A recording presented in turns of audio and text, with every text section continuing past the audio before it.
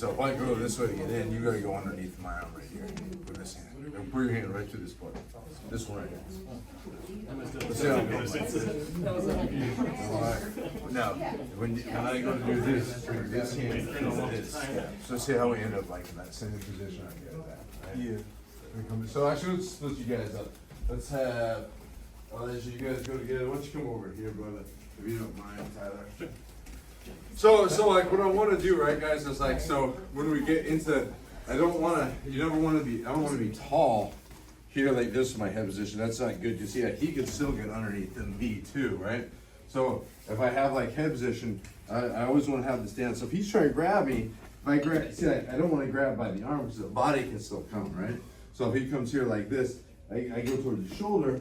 It's a lot different right here. And so we should feel that if my knees are bent, right, it's easy to move through that gap, right? So, and I'm not saying that's a likely thing necessarily, but if I'm here like this, I'm doing this tall, that means that I'm not in position to use my hips. Does that kind of make sense, guys?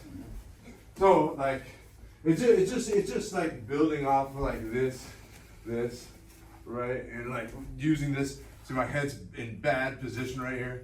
Now he has the advantage, right?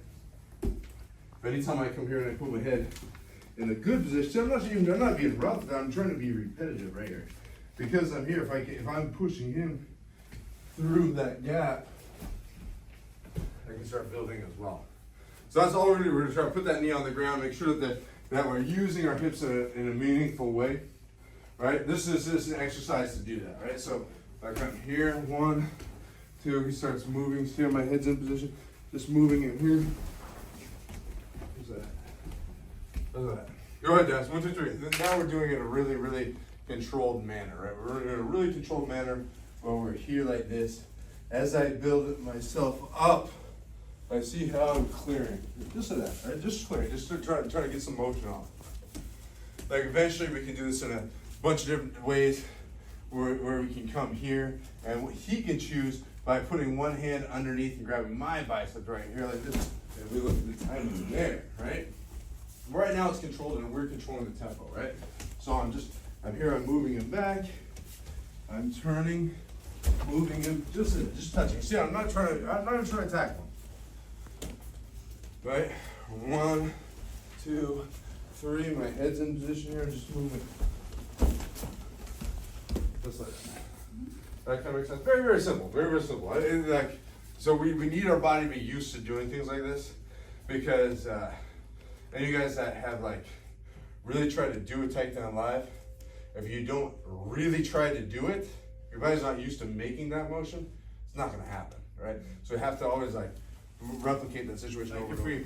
Even if we do this in like in a regular sense, right? If I'm like looking, like one of the ways we can look at this is maybe like I slip on the outside and I'm here like this, right? For me to take him this way, see, it's gonna hop, right? So anytime that we're gonna grab that leg on that side right here in this regard, I gotta pop them this way, like that, right? Because that resistance is what's gonna make that motion work. So if he throws a jab right at us, see how when I come in here, let's see, resist, see how he's gonna go down right there. All right, so we're gonna use that same concept right here in a controlled manner, and move him this way, he resists, they come down right there.